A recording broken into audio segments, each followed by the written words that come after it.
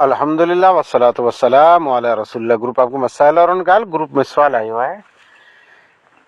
कई गुनहगार अहिड़ा शख्स वेंदा जंहिंजे गुनाह जी वजह से अमोक अहले ईमान उन्हीं मथे ई दावो कयूं था या फतवो लॻायूं था जे अल्लाह ताला कॾहिं हिनखे माफ़ की न कंदो।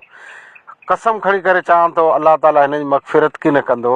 उन जे गुनाह फिस्को फजूर जी वजह से कुरो कंहिं पण शख़्स जे बारे में चौखवट सां ई फ़ैसिलो ॾियणु मुनासिब आहे त अल्लाह ताला हिन खे माफ़ की न कंदो जॾहिं त उहो शख़्स गुनहगार हुए थो।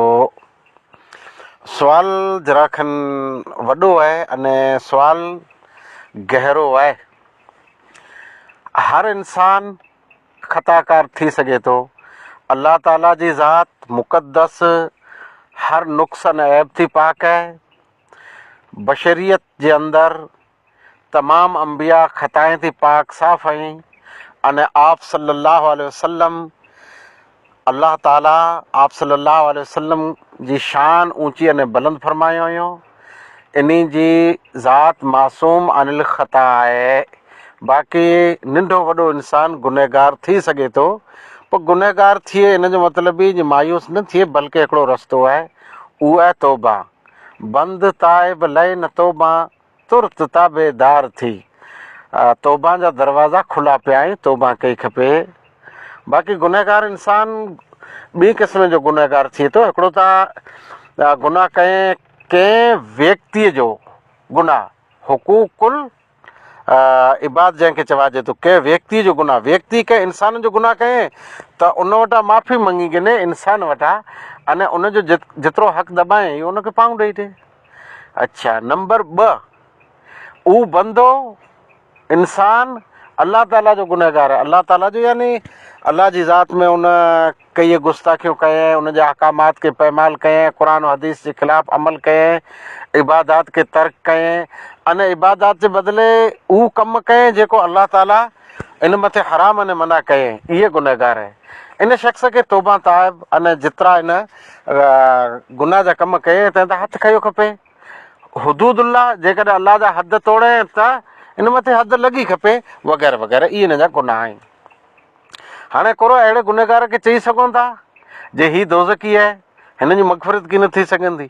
जी कंहिं बि शख़्स जे बारे में पाण हीउ फ़ैसिलो न करे सघूं जे हीउ जहन्नमी आहे अथवा इहे न चई सघूं जे हिन जी मग़फ़िरत अल्लाह की न कंदो। अच्छा, हिकिड़ो गुनाह सिर्फ़ु अहिड़ो आहे शिरक जंहिंजे बारे में अहिड़ो मुंदो मिले थो क़ुर में साफ़ हो इन्नल्लाह ला यग़फ़िरु अन युशरक बिही व यग़फ़िरु मा दून ज़ालिका लिमन यशा। जेको शख़्स शिरक करे थो अल्लाह ताला उनखे माफ़ नथो करे अने शिरक जे अलावा हर गुनाह माफ़ करे थो। शिरक करे वारो पण जेकॾहिं शिरक तां हथु खणी अने तौबा करे थो उनखे माफ़। पर जेकॾहिं शिरक जी हालति मथे जे हिन दुनिया मां वेंदो रहियो अल्लाह फरमाए थो इन्नल्लाह ला यग़फ़िरु अन युशरक बिही। शिरक करे वारे खे अल्लाह ताला ज़रा बराबरि माफ़ की न कंदो। ॿी आयत में अल्लाह फरमाए जे शिरक करे वारे मथे जन्नत पण हराम आहे। पर इहे शिरक करे वारो जेकॾहिं तौबा ताइब थिए इन जी माफ़ी थी वेंदी, मग़फ़िरत थी वेंदी। अल्लाह जी मग़फ़िरत कुशादा आहे। जनरली गुनहगार खे माफ़ीअ जो दरवाज़ो उन लाइ खुलो पियो आहे। अल्लाह जी मशीयत जे तहत आहे। आप सल्लल्लाहु अलैहि वसल्लम फरमायो सही मुस्लिम रिवायत 2621 अल्लाह ताला फरमाए थो हदीस कुदसी केरु आहे जेको शख़्स कसम खाई करे चए थो अल्लाह ताला फलां इंसान जी मग़फ़िरत की न कंदो, बेशक मूं उन जी मग़फ़िरत कई अने जंहिं ई दावो कयो उन जा अमल बर्बादु कया। कंहिं शख़्स खे ईअं चवणो जो अल्लाह हिन खे माफ़ की न कंदो, इहो एॾो गुनाह बने थो जे चवण वारो केॾो पण नेक इंसान हूंदो उन पिंड जा अमल बर्बाद थी वेंदा। वाख़िर दवाना अल्हम्दुलिल्लाहि रब्बिल आलमीन।